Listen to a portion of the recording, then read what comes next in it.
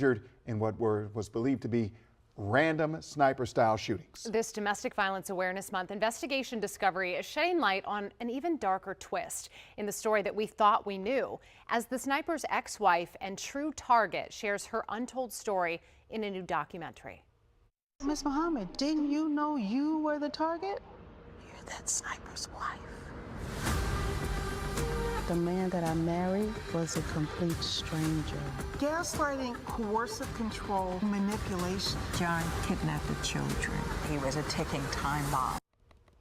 Hunted by My Husband, the untold story of the D.C. sniper recounts the story through the eyes of survivor Dr. Mildred Muhammad, revealing the truth behind the manipulation, the control, and fear that she endured before and during one of the most terrifying crime sprees in U.S. history. She is joining us this morning to talk about her journey and the making of this deeply personal documentary.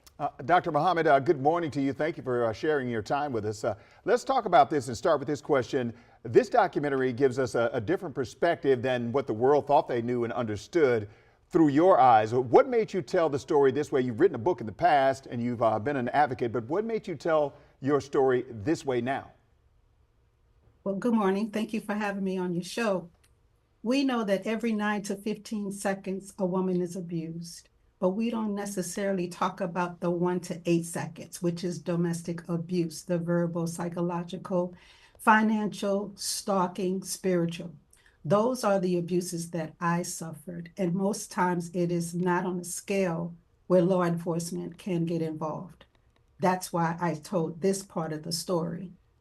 I wanted to talk about the documentary using never-before-seen home videos and interviews. On an emotional level, what was it like revisiting some of those memories while you were filming? Can you bring us into those moments?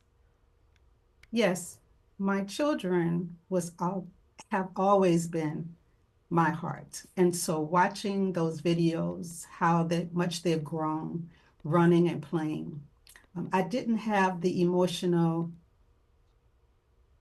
reaction that most people think that I would have, because I have completely healed from this situation. I am able to speak about my story and then go and help people who need help. So it was just going back to look at them, but it didn't cause me to have any negative reactions. Now, one of the terms in this documentary, this film exposes, is the term coercive control. It's a form of abuse that many people just don't recognize and don't talk about. Right. So what do you hope that viewers learn about that dynamic when they watch this?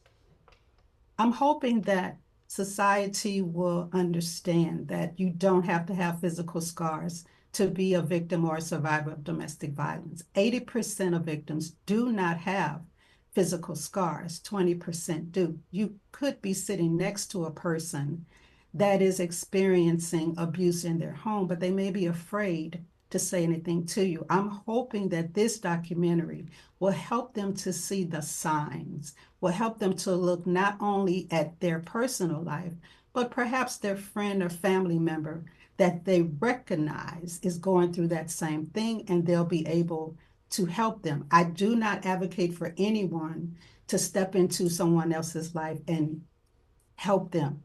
I hope that they would call 911 or give them the National Domestic Violence Hotline number as a resource to help them to get out of the situation. And that number is 800-799-7233. I wanted to talk, there's so much power, not only in your journey, but in how you are using it to give back to others, to help others, to build others up. And after telling your truth so publicly, what does healing look like for you today? Well, honestly, I've already healed from this. Healing for me is helping other people to understand that they don't have to do this alone. There are advocates out there, there are organizations out there that are willing to help them.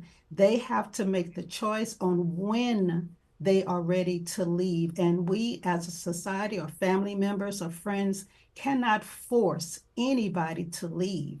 You don't know what's going on in their home, they do. So we have to start trusting and listening to victims so that we can do diligence in helping them to see the abuse that they're experiencing, because sometimes they may not see it and they just need a listening ear to help them to process where they are. All right, and we want to end with this. For someone who might be out there who might see themselves in your story or a similar story, what is the first thing you would tell them to do to protect themselves or to seek help?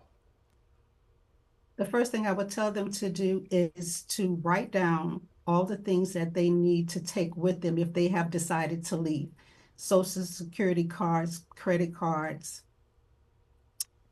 other information, and then reach out to the police, the National Domestic Violence Hotline, to find out what resources are available in their area.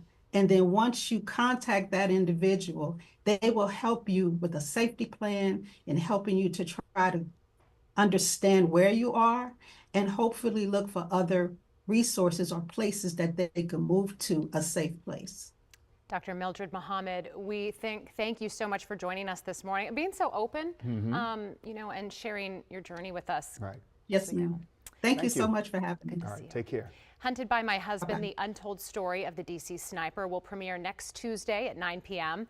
It will also be available to stream on HBO Max and on Discovery Plus. Now, when we cover these kinds of cases, we would like to remind you that help is available. Here are some resources on your screen.